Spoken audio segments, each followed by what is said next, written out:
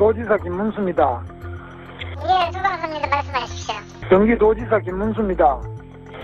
아니 지금 내가 도지사라는데 지금 그게 안 들려요? 경기라는 말은 중국 당나라 때 처음 쓰였다고 합니다. 수도인 장안과 그 주변 지역을 경현과 기현으로 나눈 데서 비롯이 됐다고 해요.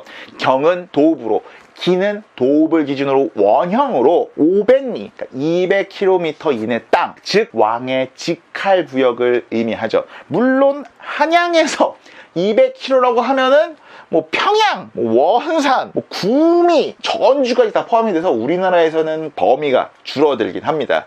지역의 대표 도시 두 곳의 첫 글자를 딴 다른 도와는 다르게 경기도의 경기는 유래가 다릅니다. 우리 역사 속의 경기라는 용어가 행정구역으로 처음 사용된 거는 고려시대부터였다고 해요. 지금의 평양이 어디 있어? 여기 있네. 지금의 평양인 서경 인근에 경기사도를 설치한 게 처음이었다고 해요. 그리고 고려 마지막 왕인 공양왕이 수도인 개성 인근에 경기 좌우도를 설치했고, 조선이 만들어진 뒤에 그걸 따라서 수도 한성을 중심으로 해서 경기도를 설치한 게 지금의 경기도의 시작이죠. 경기 지역의 젖줄은 누가 뭐래도 한강입니다. 한강은 느낌이 한국의 강 이미지가 있어서 한강할 때의 한을 이 한으로 생각을 하기가 쉬워요. 그런데 실제로 한강할 때의 한은 그 중국 한나라 할 때 이 한을 씁니다. 희한하죠? 생뚱맞잖아요. 한강이라는 명칭은 우리나라 말인 한가람에서 와서 그렇다고 합니다. 옛날에 한은 큼을 뜻했고요. 가람은 강을 가리켰습니다. 그러니까 한가람은 큰 강이라는 뜻이죠. 한자 표기 이 한은요, 우리말 한을 음자, 그러니까 다른 문자로 표기하면서 만들어진 글자고 중국의 한나라와는 관계가 없습니다. 경기 지역 제2의 도시라는 질문을 하면 지금은 뭐 인천도 나올 수 있고 수원도 나올 수 있고 성남도 나올 수 있고 다양하게 많이 나올 수가 있는데, 역사적으로 보면은 이 개성이 나오는 게 맞는 것 같습니다. 지금은 개성공단의 도시라는 이미지가 강하지만 한때는 고려의 수도 개경으로 기능을 했으니까요. 고려 태조 왕건이 개성을 지역 기반으로 하는 호족 출신이었죠.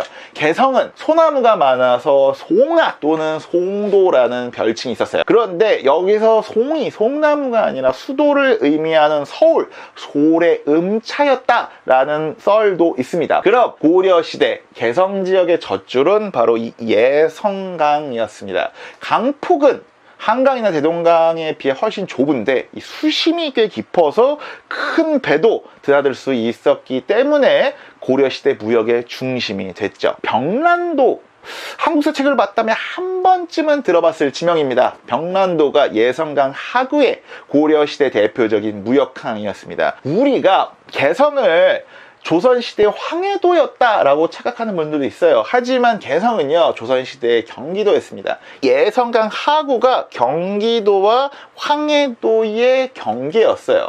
황해도는 우리 역사에서 그 어떤 지역보다도 뒷보입니다. 황해도가 황주와 해주의 이름에서 따왔다라고 하는데 황주, 해주 한 번도 들어보신 적이 없으시잖아요.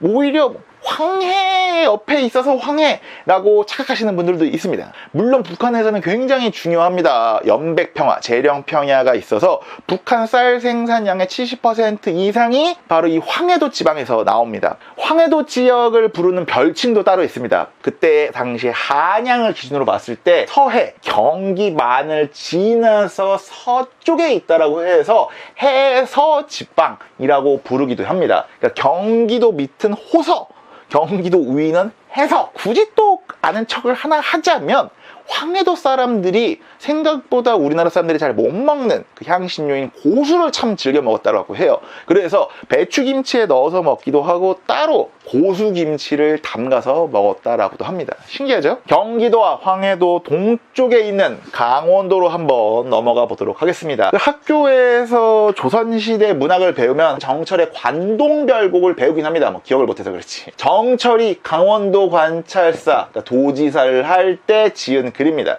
그럼 관동 지역은 강원도를 의미하겠죠. 강원도를 관동이라고 부르는 어원은 생각보다 다양합니다. 고려시대에 설치된 천령관이라는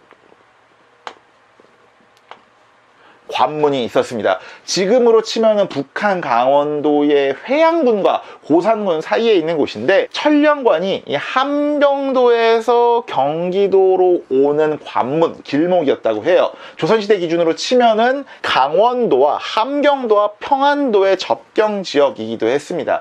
이곳을 중심으로 해서 천령관의 동쪽을 관동, 천령관의 북쪽인 함경도를 관북, 천령관의 서쪽인 평안도를 관서로 부르기도 했다고 합니다. 또는 고려시대에 이 도를 편성을 하면서 지금의 경기지방을 관내도라고 했는데, 강원도는 관내도의 동쪽에 있어서 관동이라고 했다고 하네요. 그런데 이 관동지방은 오히려 관동이라는 이름보다 영동, 영서지방이라는 용어가 더 유명합니다. 강원도 태백산맥의 동쪽을 영동, 강원도 태백산맥의 서쪽을 영서지방이라고 하는데, 태백산맥을 횡단하는 주요 길목인 대관령을 기준으로 해서 동쪽에 있으면 영동, 서쪽에 있으면 영서라고 했다고 합니다.